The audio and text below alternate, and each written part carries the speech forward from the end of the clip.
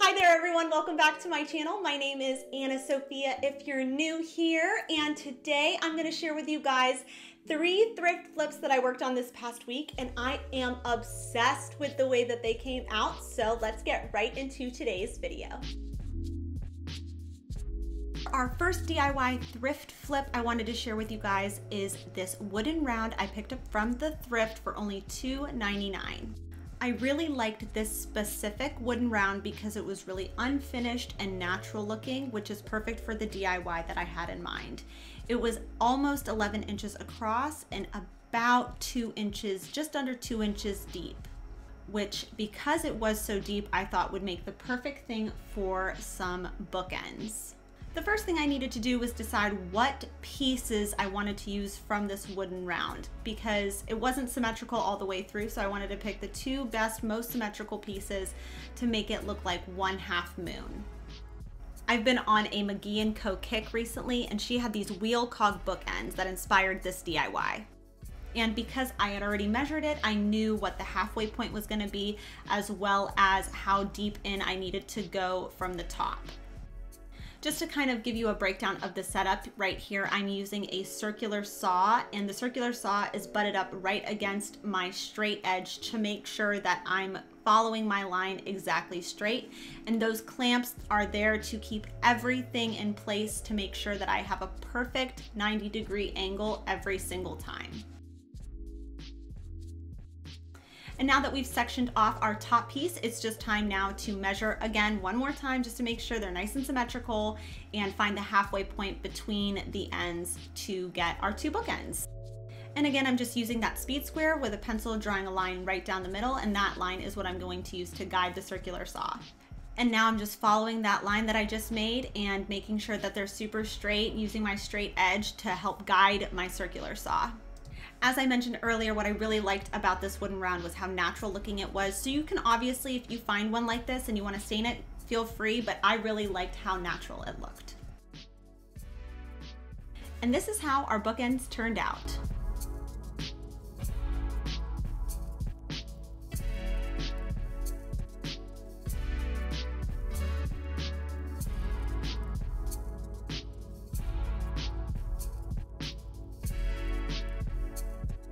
For the second thrift flip, this is even better than a thrift flip because I actually got this table for free. So what I'm doing, first thing, this little table has seen much better days, but I had big plans for this table. So the first thing I'm doing is I'm taking some 100 grit sandpaper and just making everything really nice and smooth because we are actually going to be covering this table with some grass cloth contact paper. And obviously because this table was a little bit wonky, it's seen much better days, I needed to bust out my electric sander just to get off those rough spots to make it nice and smooth.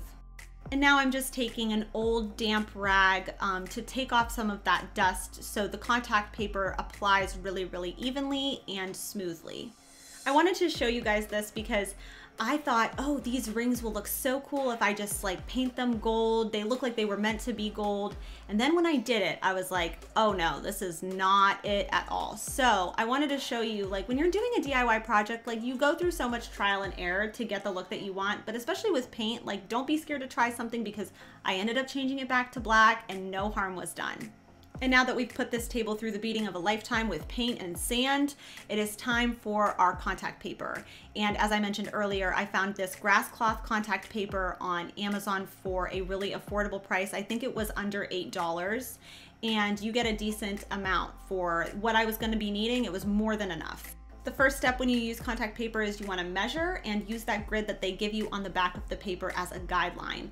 Also, another tip I've learned along the way is you want to work from one end and then down diagonally. So if you're working from the left, go diagonal down to the right and make sure you're placing an emphasis on the corners to make sure that you're not going to create a lot of air bubbles along the way. And use force when you're pushing down this specific contact paper because it wasn't the stickiest, which is good and bad. It's bad because you have to keep pressing down, but it's good because if you make a mistake, you can go over it and over it and over it. And obviously you probably won't find this exact same table, but I hope you guys can use this as a guideline. If you do find a table that you like, or a dresser or whatever it is, that you can apply some of these concepts to that table that you would be working on. If you're doing the top of a surface, I like to, again, use that grid on the back, make a nice clean cut, as clean as it can be. And before you start really working on the corners, you want to get the flattest possible stick on the top, because that's what you're really going to be seeing every single day. And that's why the sanding was so important in the beginning of this DIY. So again, you're going to start on the left and you're going to work your way down diagonally all the way down to the very bottom right corner. And that way you get a nice clean surface, as clean as it can be. Another helpful tip is after you've gotten the top piece exactly as you want it, just flip whatever you're working on upside down so you can now see where's going to be the places that you actually need to cut to give a nice fold over so it looks really clean and seamless. Basically, what I do when I do a squared surface like this one or a rectangular surface is you just want to cut a 90-degree angle and then fold that over. You want to press along the sides first and then press along what you've just folded over, placing an emphasis on every corner there is. And you want to just keep maneuvering the table, flipping it every single which way to make sure you're nicely covered, there's no air bubbles. If you do have an air bubble, I've mentioned this before, you can always take a needle and just puncture that bubble that was created and smooth it over, and it'll get rid of that bubble in an instant. So as I mentioned earlier, I did end up using a blow dryer. That's like the best trick in the book if you have contact paper that's not super sticky or keeps kind of popping off, because it really helps heat the adhesive to make it stick to whatever surface you're trying to stick it onto. But you guys, I couldn't get that gold out of my mind. Like, I needed there to be gold. So I ended up buying these little corner pieces off Amazon, and I applied them to every single corner just with a little screwdriver. And I think it just made it feel more complete. And this is how our side of the road side table turned out.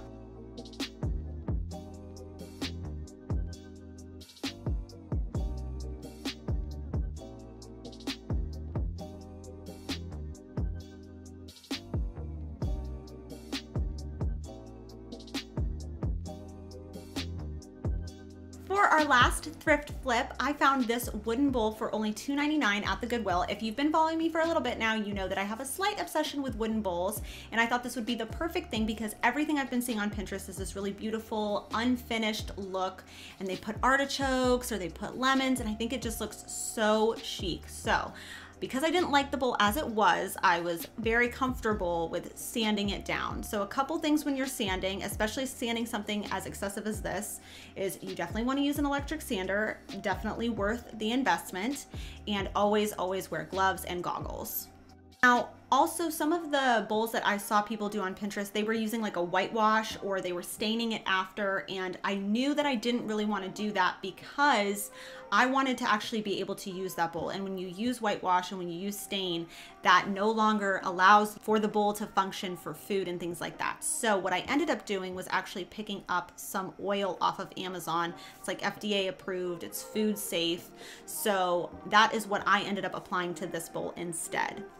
Now, of course, if you're just using this for decor, stain away. But for me, I really wanted to be able to actually use this bowl and put food in here. So that's why I did what I did.